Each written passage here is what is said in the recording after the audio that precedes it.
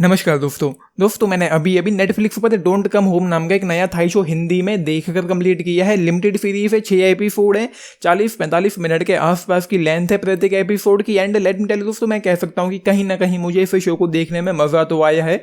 सबसे बड़ी बात यह है कि यहाँ पर ये शो स्टार्ट से लेकर एंड तक आपको अपने साथ, कम से कम मेरे साथ तो ऐसा हुआ है कि इसने मुझे अपने साथ पूरी तरीके से इंगेज करके बांध करके रखा है। कहीं पर भी ऐसा नहीं लगा कि छोड़ देना चाहिए या बोरिंग हो रहा है या मजा नहीं आ रहा है। हालांकि कोई बहुत ज़्यादा इंटेंसिटी एक्साइटमेंट नहीं है, लेकिन काफ़ी सारी मिस्टीरियस चीज़ें होती हैं जिनको जानने की क्यूरियोसिटी आपके मन में उठेगी, बहुत सारे सवाल उठेंगे और ख़त्म होते होते काफ़ी सारे सवालों के जवाब मिल जाते हैं। लेकिन कुछ चीज़ें ऐसी रह जाती हैं कि ये कैसे हुआ, ये कैसे मुमकिन है, क्यों हुआ, कैसे हुआ। बहुत सारी कुछ चीज़ें हैं जो क्लियर नहीं हो पाती हैं माइंड में, और वो हैं टाइम ट्रैवल को लेकर। जी हाँ, इस शो में टाइम ट्रैवल भी देखने को मिलता है, जो कैसे पॉसिबल है इस शो की दुनिया में वो उन्होंने ठीक से बताया नहीं है। बस एक मशीन है जो कभी भी किसी को भी कहीं से भी लेके वहाँ पर पहुँच जाती है, और वक्त में पीछे जाने के बाद जो घटनाएं होती हैं उसके बाद फ्यूचर भी चेंज नहीं होता है। जबकि अब तक टाइम ट्रैवल में हम यही देखते हुए आए हैं कि अगर आपने वक्त में पीछे जाने के बाद कुछ चीज़ें गलत की हैं, कुछ चीज़ें गड़बड़ कर दी हैं,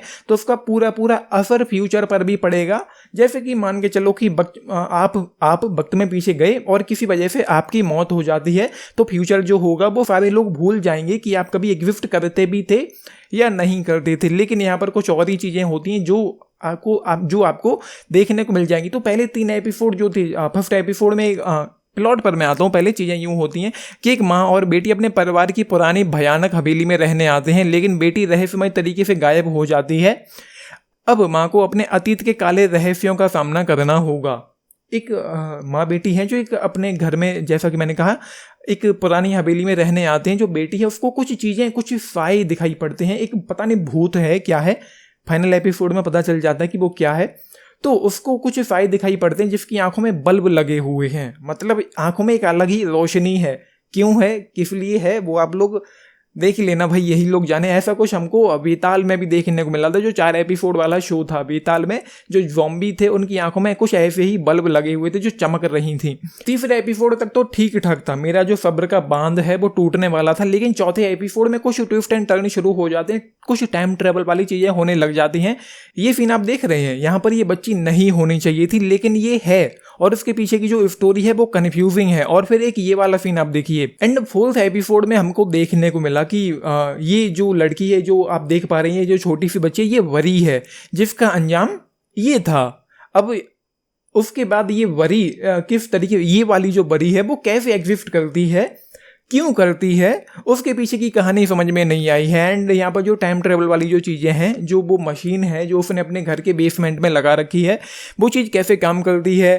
कोई भी कहीं पर भी टपक रहा है, जैसे पहले कोई और पहुंचा, उसके बाद ये पहुंच गई वक्त में पीछे 1992 में, 2024 से 1992 में 32 साल पीछे पहुंच गई। तो वो कैसे हुआ ये क्लियर नहीं हुआ है। और एक सीन में हमको देखने को मिला कि उसने उस मशीन को वक्त में 1992 में ही उस मशीन को ऑन किया, लेकिन 2024 वाला कोई कैरेक्टर अचानक से वहां पहुंच गया। जैसा कि मैंने अभी कहा कि कोई भी कहीं पर भी पहुंच रहा है, तो वो कुछ समझ में नहीं आया। एंड फिर जो एक टाइम पैराडॉक्स जैसा शुरू हो जाता है यहाँ पर, जो एक नेवर एंडिंग साइकिल की तरह चलता है, जिसका ना तो शुरुआत का पता है ना अंत का पता है। वो जो माँ और बेटी हैं जो फर्स्ट एपिसोड में उस घर में आती हैं, उनके अस्तित्व का कुछ समझ में ही नहीं आता है कि उनके अस्तित्व की शुरुआत कैसे हुई, खत्म कैसे हुआ। सब कुछ एक इस तरीके से जिसकी ना कोई शुरुआत है ना कोई अंत है, बस उसी में एक टाइम लूप में घूमती रहती हैं चीज़ें, जो अपने आप में थोड़ी सी कंफ्यूजिंग थी। खत्म होते होते चीज़ों को और थोड़े अच्छे से कुछ ऐसे दिखाना चाहिए था। वैसे तो टाइम ट्रेवल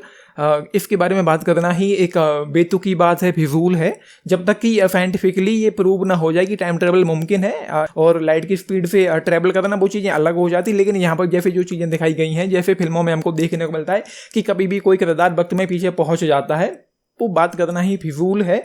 लेकिन यहाँ पर जो हुआ है, वक्त में पीछे पहुंच गया, पहुंचने के बाद उसके साथ कुछ घटना हुई, एंड जो फ्यूचर में जो वो पुलिस वाली थी जो इन्वेस्टिगेट कर रही थी उस केस को, उसके ऊपर एक छाप छोड़ के जाता है वो केस। तो वो है कुछ चीज़ें जो हैं, जैसा कि मैंने कहा है, काफ़ी सारी जो चीज़ें हैं वो क्लियर नहीं हो पाती हैं। एंड ऐसे ही कुछ उसमें भी था प्री डेस्टिनेशन मूवी में जो किरदार था, जो लीड कैरेक्टर था, जो जिसके अपने आप के ही काफ़ी सारे वर्जन थे, जिसकी ना तो शुरुआत का पता था ना अंत का पता था, लेकिन वो चल रहा था। ऐसे यहाँ पर भी कुछ है जो किरदार हैं उनकी ना तो शुरुआत का कुछ क्लियर हो पाता है ना ही अंत का, बस वो एक टाइमलाइन में घूमते रहते हैं। वो आप लोग देख पाएंगे खत्म होते होते। एंड जो वो भूत था, फाइनल एपिसोड में जाके पता चला कि वो भूत क्या था, क्यों था, लेकिन टाइमलाइन को वो लोग यहाँ पर क्लियर नहीं कर पाए हैं। तो वो है। बाकी मैं कह सकता हूँ कि राइटिंग, पेसिंग, लिहाज से शो अच्छा, इंटरेस्टिंग, एंगेजिंग है। एपिसोड से इजीली निकलते चले जाते हैं जो देखने में इंटरेस्टिंग लगता है। तो वो चीज़ें हैं। बाकी परफॉर्मेंसेस को लेकर मैं कह सकता हूँ कि अच्छी हैं, लेकिन माइंड में यार चीज़ें क्लियर नहीं हो पाती कि कुछ मैंने कुछ अच्छा सा देखा हो, क्योंकि कुछ बहुत सारी चीज़ें हैं जो हैं वो क्लियर नहीं हो पाई। ऊपर से एक वो वाली एक्साइटमेंट नहीं फिर शो में देखने को मिली है, एक वो वाला मैडनेस, एक वो वाला पागलपन देखने को नहीं मिला है जो एक टाइम ट्रेवल शो में हो सकता था या होना चाहिए था। स्टिल कुछ झोल हैं, कुछ लूप होल्स हैं। I will go with 3 star out of 5 इस शो के लिए। चाहे तो फैमिली के साथ देख सकते हैं। 16+ की कैटेगरी में इस शो को रखा गया है। आप लोगों ने देखा है, देख रहे हैं, अपने टेक्स लिख के बताना। एंड सीजन 2 के लिए कुछ भी बचा नहीं है, जो है यही है। बाकी 10 में से अगर आप लोग पूछे, मैं जाऊँगा 6.5 स्टार्स के साथ इस शो के लिए। बाकी आपने देखा है, अपने टेक्स लिख के बताना। बाकी लाइक शेयर सब्सक्राइब भी करना चैनल को, वीडियो को। एंड दिस इज नितेश आने साइनिंग ऑफ। Thank you.